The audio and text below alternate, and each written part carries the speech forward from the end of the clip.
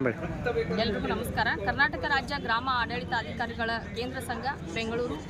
ಇವತ್ತಿನ ದಿವಸ ನಾವು ನಿನ್ನೆ ದಿವಸ ಹಿಡ್ಕೊಂಡು 10/2/2025ರಿಂದ 3 ದಿನಗಳ ಕಾಲ ನಾವು ತಾಲೂಕಾ ಆಫೀಸ್ ಮುಂದೆ ಮುಷ್ಕರವನ್ನು ಹಮ್ಮಿಕೋಬೇಕು ಅನ್ನುವಂತಹ ಒಂದು ಕೇಂದ್ರ ಸಂಘದ ನಿರ್ಣಯದಂತೆ ಇವತ್ತಿನ ದಿವಸನೂ ಸಹ ನಾವು ನಮ್ಮೆಲ್ಲ ಸಿಬ್ಬಂದಿಯೊಂದಿಗೆ ಈ ಒಂದು ಮುಷ್ಕರದಲ್ಲಿ ಭಾಗಿಯಾಗ್ತಾ ನಮಗೆ ನಮ್ಮದೇ ಆದಂತಹ ವೈಯಕ್ತಿಕವಾಗಿ ಹೇಳಬೇಕಂತಂದ್ರೆ ಬೇರೆ ತಾಲೂಕಿನಿಂದ ಬೇರೆ ಜಿಲ್ಲೆಯಿಂದ ಬಂದಂತಹ ನಾವುಗಳು ನಮಗೆ ವೈಯಕ್ತಿಕವಾಗಿ ಒಂದು ಸಣ್ಣ ಮಗು ಹಿಡ್ಕೊಂಡು ತಂದೆ ತಾಯಿ ಅತ್ತೆ ಮಾವ ಹಿಡ್ಕೊಂಡು ನಾವು ಅವ್ರನ್ನ ಜೋಪಾನ ಮಾಡುವಂಥ ಒಂದು ಕೆಲಸ ಇರ್ತೈತಿ. ಆದರೆ ಈ ಕೆಲಸದ ಒತ್ತಡದೊಳಗೆ ಅವ್ರ ಆರೋಗ್ಯ ಏನಾಗೈತಿ, ಮಕ್ಕಳಿಗೆ ಏನು ಕಲಿಯಾಕತ್ತಾವು, ಏನು ಬಿಡಾತಾವು, ಅದ್ರ ಸುತ್ತಕ್ಕೆ ನೋಡುವಂತಹ ಪರಿಸ್ಥಿತಿಯೊಳಗೆ ನಾವಿಲ್ಲ.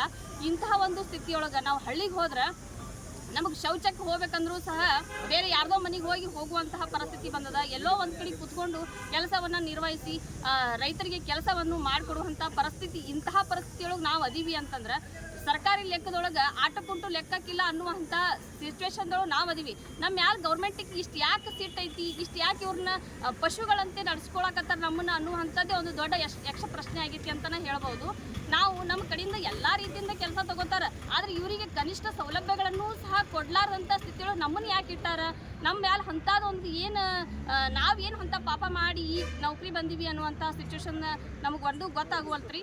ಆದರೆ ಒಂದು ದಯಮಾಡಿ ಏನು ಹೇಳ್ಬೇಕಂತಂದ್ರೆ ನಮಗೆ ಕುಂದ್ರಾಕ ನಿಂದ್ರಾಕ ಜಾಗ ಇಲ್ಲ, ಅಂತಹ ಒಂದು ಸ್ಥಿತಿಯೊಳಗೆ ನಾವು ಅದೀವಿ. ಇದನ್ನು ಒತ್ತಿ ಹೇಳಿಸ್ಕೊಳ್ಳಾರ್ದಂತಹ ಒಂದು ಹೆಂಗೆ ಹೇಳಬೇಕು ಅನ್ನುವಂಥದ್ದು ನಮಗೆ ತಿಳಿಲಾರ್ದಂಗೆ ಆಗೈತೆ ರೀ.